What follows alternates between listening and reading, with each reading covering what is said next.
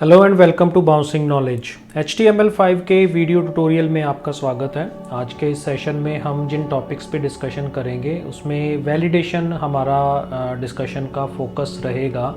Y validate HTML code और दूसरा validating web page. तो इससे पहले हम रीकैप कर लेते हैं अपने प्रीवियस वीडियो सेशन का, जिसमें हमने HTML एलिमेंट्स में स्टाइलिंग को कैसे यूज़ करते हैं इसके बारे में हमने डिस्कशन किया। CSS का यूज़ हमें क्यों करना चाहिए अपने वेबसाइट्स पे, और स्टाइल्स को ऐड करने के लिए कितने मेथड्स हैं, और उन सभी मेथड्स के विद एग्जांपल इम्प्लीमेंटेशन हमने प्रीवियस वीडियो सेशन में डिस्कस किया। आई होप कि आपको ये सभी कंसेप्ट अच्छी तरह से क्लियर हो गए होंगे। तो चलिए आज के टॉपिक का डिस्कशन शुरू करते हैं। Why validate HTML code. अगर आप बिगिनर हैं और HTML का कोड पहली बार लिख रहे हैं तो ये एक स्वाभाविक सी बात है कि आप कोड लिखने में बहुत सी गलतियां कर सकते हैं। तो जो गलत कोड है या जो स्टैंडर्ड HTML के स्टैंडर्ड्स के अकॉर्डिंग नहीं है तो उसमें आपके रिजल्ट्स पर उसका बुरा प्रभाव पड़ सकता है, या जैसा आपने आउटपुट सोचा था ब्राउज़र में वैसा आउटपुट हो सकता है कि डिस्प्ले ना हो। तो ये भी निर्भर करेगा ब्राउज़र्स की फंक्शनैलिटी पर कि वो आउटपुट किस तरह से जनरेट करते हैं। तो इसी को ध्यान में रखते हुए अगर आप अपने HTML के लिखे हुए कोड को इम्प्लीमेंट करने के बाद वैलिडेट कर लें या टेस्ट कर लें कि क्या वो स्टैंडर्ड्स के अकॉर्डिंग गाइडलाइंस को फॉलो कर रहा है या नहीं, यानी कि जो वर्ल्ड वाइड वेब के कंसोर्टियम यानी कि W3C के जो स्टैंडर्ड्स थे, उनके जो गाइडलाइंस थे HTML या XHTML के लिए वेब पेजेस जो हम बनाते हैं, तो वो उसके अकॉर्डिंग कोड लिखा गया है या नहीं लिखा गया है, इसकी टेस्टिंग जो है वो अगर हम कर लेते हैं तो बहुत सारी समस्याओं को दूर किया जा सकता है अपने वेब पेजेस में से। हम वैलिडेशन कैसे करेंगे? तो जो वर्ल्ड वाइड वेब कंसोर्टियम है ये अपनी तरफ से एक सिंपल सा ऑनलाइन टूल अवेलेबल करवाता है जिसे हम ऑनलाइन यूज़ कर सकते हैं। उसका एड्रेस मेंशन किया हुआ है validator.w3.org।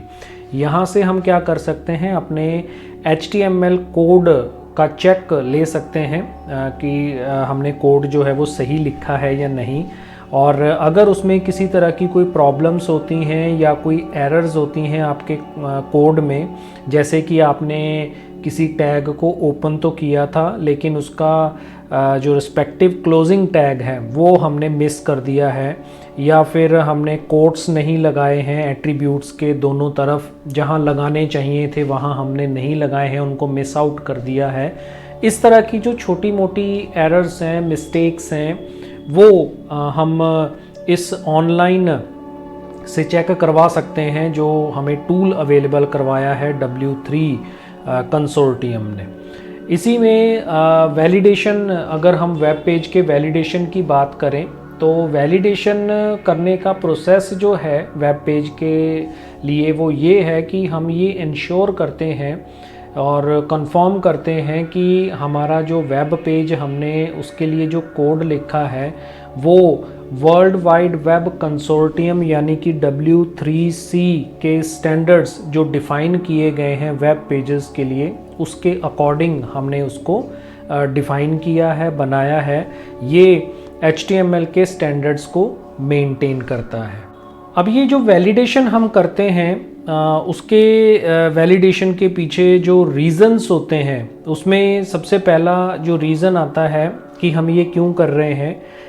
अगर हम वैलिडेशन करवा लेते हैं तो सबसे पहले क्या होता है कि हम अपने वेब पेज को किसी भी ब्राउज़र पे, किसी भी प्लेटफॉर्म पे रन कर सकते हैं, उसको कंपैटिबल बना सकते हैं कि वो क्रॉस ब्राउज़र्स और क्रॉस प्लेटफॉर्म्स पे रन किया जा सके।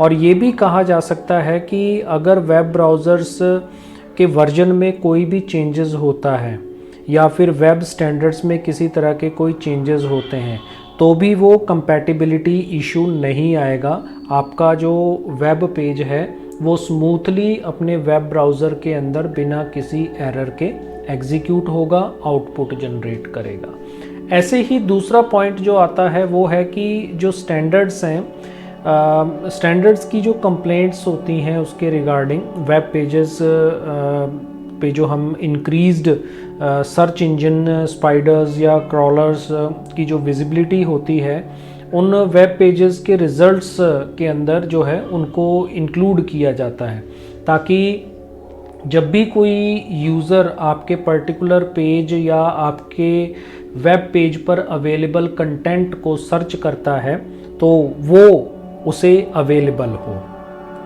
और तीसरा पॉइंट आ जाता है कि इससे जो हमारे वेब पेज में अनएक्सपेक्टेड एरर्स की जो संभावनाएं रहती हैं, जिससे कि विजिटर्स के लिए वेब पेज को एक्सेस करना जो है वो पॉसिबल नहीं हो पाता है। एक तरह से हमारा वेब पेज जो है वो हॉल्ट हो जाता है, हैंग हो जाता है, पेज ना तो लोड होता है और ना ही क्लोज़ होता है, उस पर सिंपली प्रोसेसिंग का ही इंडिकेशन शो होता रहता है। तो इस तरह की जो अनएक्सपेक्टेड प्रॉब्लम्स हैं उनको बहुत कम किया जा सकता है अगर हम जो W3C के जो स्टैंडर्ड्स हैं उनके अकॉर्डिंग अपने वेब पेज का कोड लिखते हैं। तो इसी वजह से हम वैलिडेशन को अपने वेब पेजेस पे अप्लाई करवाते हैं, ताकि हमारी वेबसाइट्स जो हैं वो यूज़र्स के सामने बिना एरर्स के जनरेट हों। तो आई होप कि आपको ये वैलिडेशन का कंसेप्ट जो है वो क्लियर हो गया होगा। तो इस वीडियो में फ़िलहाल इतना ही। Thanks for watching.